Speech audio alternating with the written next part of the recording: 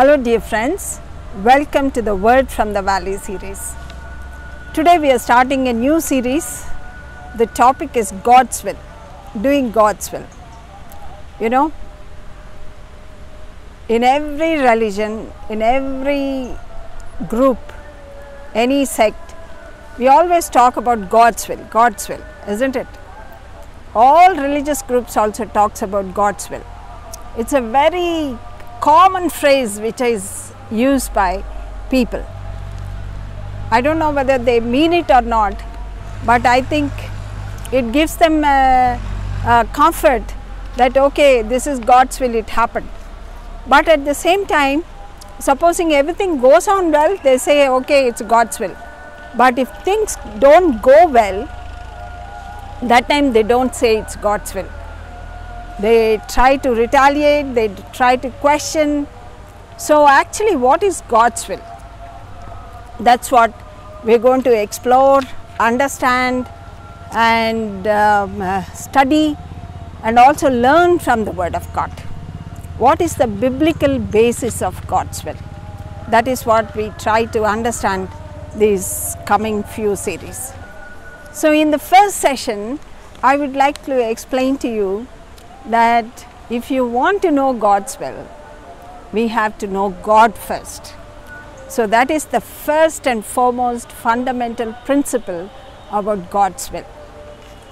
Without knowing God, you do not know what is the will of God. So that is the first step for knowing God's will. Supposing in a family, we live with our parents, with our children, with our spouses. So how do we know what our children like, or what my husband likes, or what a spouse likes? Because we know what they like, because we have been living with them, we have been interacting with them, we are communing with them, we are communicating with them. So that's why I know as a mother, my children like these things, or as a wife, I know my husband likes and dislikes. So this happened over the years. It's not a sudden knowledge, but it happened over the years with constant interaction and communication and also living together. So in the same way, if we want to know the will of God, that means we have to know God first. We have to have a personal relationship with God. So that is the most important thing, the fundamental principle of knowing God's will. We can know about God. There is so much of explosion of knowledge.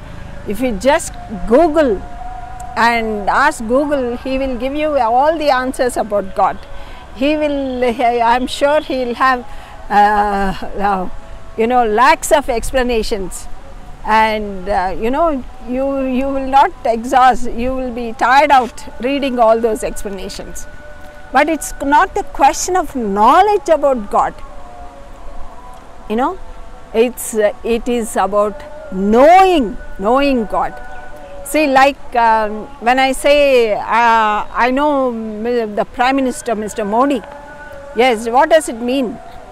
I don't know him personally.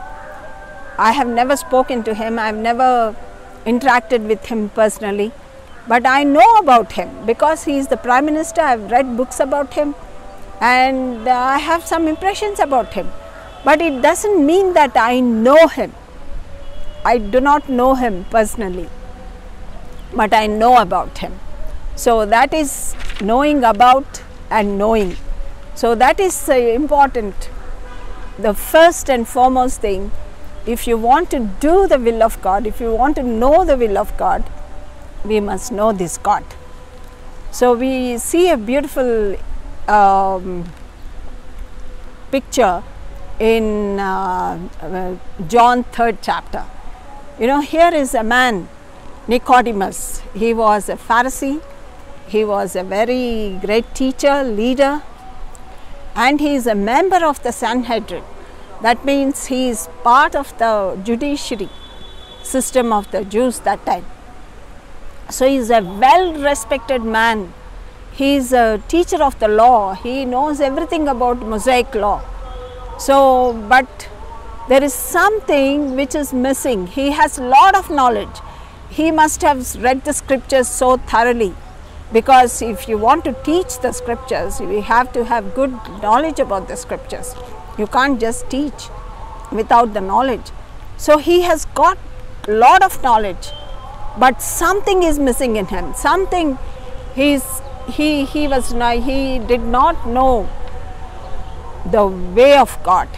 So that's why when it is dark, when nobody is watching him, he went to Jesus in the 3rd chapter of John and says, I know you are a good man. You have been doing a lot of good miracles, and I think unless somebody is from heaven, he cannot do all this. I know you are a good man. So tell me, how can I reach the kingdom of heaven?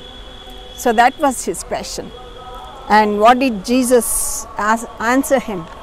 He said, you should not be surprised at my saying, the 7th verse, you should be born again. And here is an old man, Nicodemus, with his grey beard, is wondering, how can I get into mother's womb? How is it possible that I can be born again? And Jesus says in 6th verse, 3:6, flesh gives birth to flesh, but the Spirit gives birth to spirit. You know, when we are born in this world, you know, way back from our mother's womb, we came out, our physical journey started. And as I have already shown in the previous sessions, that we are not just physical body, according to 1 Thessalonians 5:23, that we are spirit, body and soul. And in order to start our spiritual journey, we have to be born of the Spirit. So that is the most important thing. We are born physically, but that's not enough. Your physical journey has already started, but we have to be born of the Spirit. And that's why Jesus further explains that how we can be born again. You know, when, you know, it is like a candle which is not lit. You know, it is in the darkness. When you put a candle which is not lit in the darkness, it is dark. The darkness is not dispelled.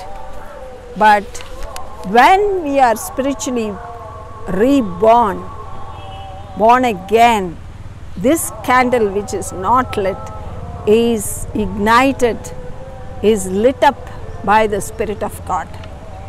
And when the light comes, the darkness dispels, the darkness goes away. And that's why in verse 20, Jesus told, everyone who does evil hates light. 21, whoever lives by the truth comes to the light. Yes. So when we allow God to light up our spirit, which is the inert candle which is lying there, when we allow God to light up our spirit, then the darkness, you know, whatever darkness is in us, which goes off. And then we start to understand the ways of God. Only when the light of God enters our human spirit and our human spirit is lit up, that is what is being born again. Our spiritual journey starts. Of course, because of the light has entered, naturally the response will be repentance, confession and restitution. Naturally there will be forgiveness of sins, asking for forgiveness. And these things follow, because when the spirit is enlightened, there is your whole life becomes full of light. And that's why in Proverbs 20:27, the human spirit is the lamp of the Lord that sheds light. Yes. And in another translation it says, the Lord's light penetrates the human spirit exposing every hidden motive. You know, that is what should happen when we are born again. When our human spirit, which is darkened, which is dead, which is lightened by the Spirit of God, then our darkness comes out. We start confessing and restituting, and we turn away from our wrong ways, and the light of God enters us, and then you're born again. So that is what Jesus explained to Nicodemus, and thank God that this teacher of the law had a born again experience. Further, we see that in the Gospels, we see that he becomes a follower of Jesus. At Jesus' death, he is one of the people who facilitates his burial. So we see that unless we are born again, we cannot enter into a relationship with God. The personal relationship with God starts when we are born again, when your spiritual birth occurs. The physical journey you have started long back, but your spiritual journey starts when you are born again, and that is when our spiritual journey starts. And now we start knowing God. We start, because the Word of God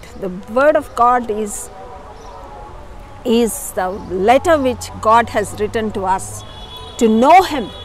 Our spiritual journey starts, and as we start the journey with the Word of God, which is the message of God, you start understanding the ways of God, and we start praying, and we understand this great God who is our Creator. We understand the ways of God. So the first step to know the will of God is first to know God. Unless we are born again, we cannot know God.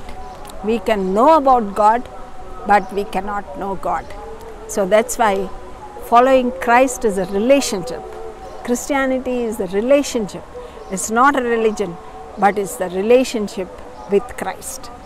So dear friend, if you have not experienced do not have the born again experience, don't talk about God's will, because you do not know the will of God.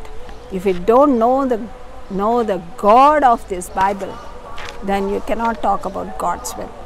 Only when we know God, you can understand what is God's will is. So the first step is being born again. The spirit in us has to be enlightened. The spirit in us, the dark spirit in us, has to be lit up by the Spirit of God. Let us pray. Father, we thank you, Lord, that you are so eager to teach us, that you want us to be born again, and you want us to be your child. Yes, Lord, though whoever is born of the Spirit are your children. Yes, Father, you want us to become your children. Thank you, Father. Thank you for accepting us, and help, Lord, that those of the viewers who do not have this experience, Lord, that they will enter into this beautiful experience of knowing you as their personal Savior. In Jesus' name we pray. Amen. God bless you, dear friends.